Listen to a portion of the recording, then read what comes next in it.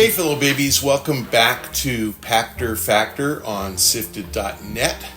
Those of you who are Patreon patrons or YouTube subscribers, thank you. You are keeping Shane afloat and allowing us to continue to bring these to you. If you are a patron, thank you. But even if you're not, or if you are, either way, if you're whoever you are watching, please try to remember to link your Amazon Prime account to your Twitch Prime account. That's a freebie. If you have Amazon Prime, you are eligible. If you haven't bothered with Twitch, go ahead and log on to Twitch to set up a Prime account. You can link the two together, and Amazon pays Shane. So that's a freebie.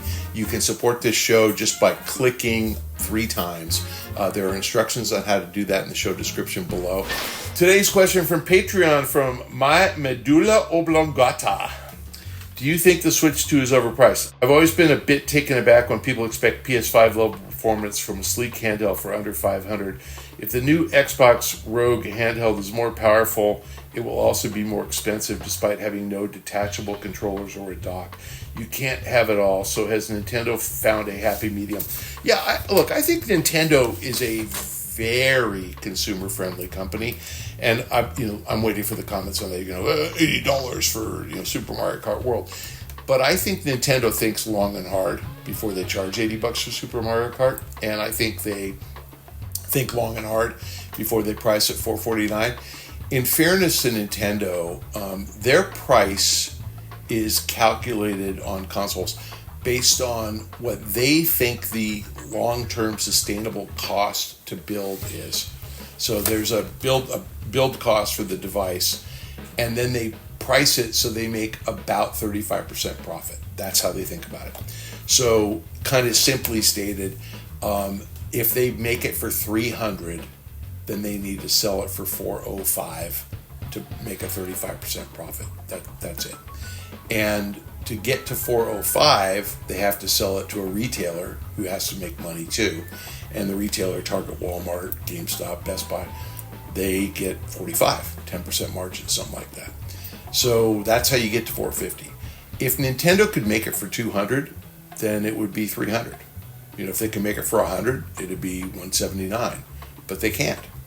And as they designed the device, they thought through, what do we need to put in that, and what are the trade-offs, and do we need the screen to be this big or that big or that big? And as they're sizing the OLED screen, bigger screens cost more money, period. As they're adding buttons, they cost more money. As they're coming up with the power supply, it costs money. And so they work it through, figure out how much storage, they figure out what everything costs, and they came up with $449. And you, the consumer, go, wow, I bought a PS2 in 2000 and I paid $299. There's been 85% inflation since then, and that would be $555 today. Which is better, a PS2 or a Switch 2? Switch 2, hands down, by a mile. So I don't think it's outrageous at all. Now you can say, but it's not fair, I should pay less for consumer electronics. You should. And if you were watching a TV, that would be true. But when I bought my first TV, I paid $399 for a color TV, I think in the 80s. And it was 19 inches, $399 in the 80s, which would be $800 now. And for $800 now, and that was, I think they call it 480p, standard def, 480p TV. Now I can get 4K, 65-inch for the same price. LG, OLED. That's crazy. Come on. That's better.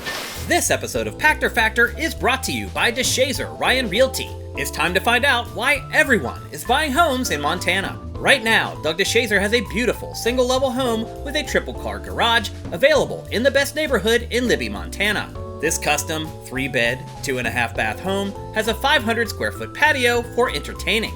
It's built to last with solid wood core doors, Anderson windows, an asphalt driveway, central AC and heat, and a private well to run its sprinkler system. The price was recently reduced, and owner financing is available with 20% down. No matter where you're looking to buy in the US, Doug DeShazer is licensed to help. Make him your real estate consultant at 406-291-1643. That's Doug DeShazer at 406-291-1643, or go to LibbyMontanaRealestate.com.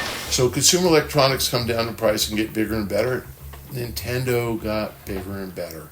The Switch 2 is great. So my answer to you is it is not overpriced, not at all. If in fact the PS5 was a better deal, it would have sold 3.5 million last week.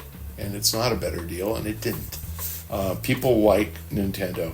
The new Xbox Rogue handheld will probably be more powerful and will probably cost $150-$200 more.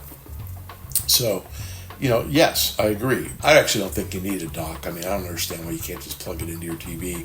Like the dock is for power supply, but you don't really need that. You could put 2 cords there, one to the wall for power and one to the TV and again, my guess is there'll be like a little device that looks like this. So no, it's not overpriced. I'm taking it back as well. You can't have it all. And yes, Nintendo's not a happy medium. Nintendo is a consumer-friendly company. They actually care what you think. If you think Mario Kart World is overpriced, don't buy it. And make a statement. And if that game undersells, if they expect a 50% attach rate and it attaches at 25%, they'll understand. They'll know they charge too much. Unfortunately, it's going to probably attach at 75%, and then they're not going to understand because you guys are going to buy it. So if they try to charge 80 and you pay it, they did the right thing. If they try to charge 80 and you don't, then they did the wrong thing. I have to tell you that I see things all the time for sale that I think are overpriced. So Shane and I had this talk about 5 years ago. He bought himself an LG OLED TV. I want to say the same model I have, 65-inch. And Shane paid like $2,200, and I paid $1,400. You know why? Because I waited 2 years, and that TV's $800 now. I bought it 2 years ago or 3 years ago. So if I waited 2 more years, it would have been $800. And that's the difference. If you want it now, pay $80. If you want it later, maybe it'll come down. Nintendo's a little weird about pricing. Their prices are pretty sticky, so you never know if that'll come down. GTA will come down in price, I promise. So if you don't buy it the first day, get it a year or two later. The happy accident that I've had with game pricing, though, is I get so far behind on games because I get so many for free that I bought Fallout 3 like a year after it came out, and I think I paid $40. So, and I got all the DLC, which was already out. So I think I paid like $60, but I got 3 DLC packs and the game. The DLC packs were all $15, but I got them all together as a bundle. So I paid $60 for everything, and I played it all. Played the shit out of it, so it's great. So if you wait, it actually works. You actually get real value if you wait.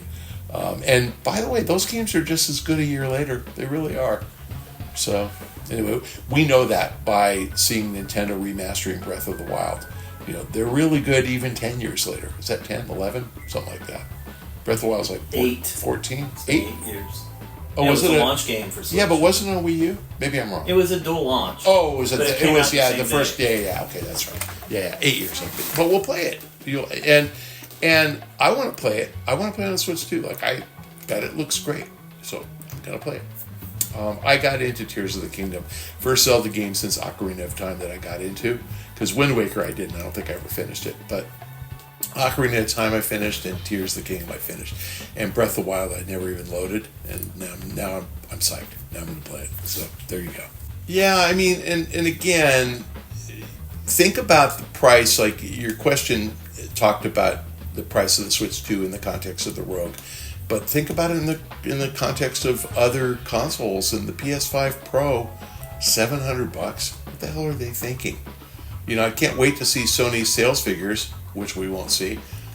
There's no way they're even selling 1 million of those. Like, that is a mistake. Nobody wants it. They're asking too much money. It's like the Bugatti Veyron that Vince Zampella drives. He's literally. I think in the world there's 1,000 of them. It's something like that. So he's one of 1,000, and he's very definitely the poorest of the 1,000. Everybody else has billions, and Vince only has millions. But that's okay. Vince is a billionaire with an M. So there you go. Thanks, fellow babies, for joining us on this week's Pachter Factor. If you are a Patreon patron or a YouTube subscriber, thank you. You're keeping us afloat. If you are either of those or not, please check out the instructions in the show description below and link your Amazon Prime account to your Twitch Prime account. You have to redo that once a month. So if you haven't done it in a while, then that means a month has passed. Please do it. It's free. Amazon pays Shane. You don't get charged anything. You already paid for it. So you're just reallocating your Amazon dollars to Shane, and that's really nice of you.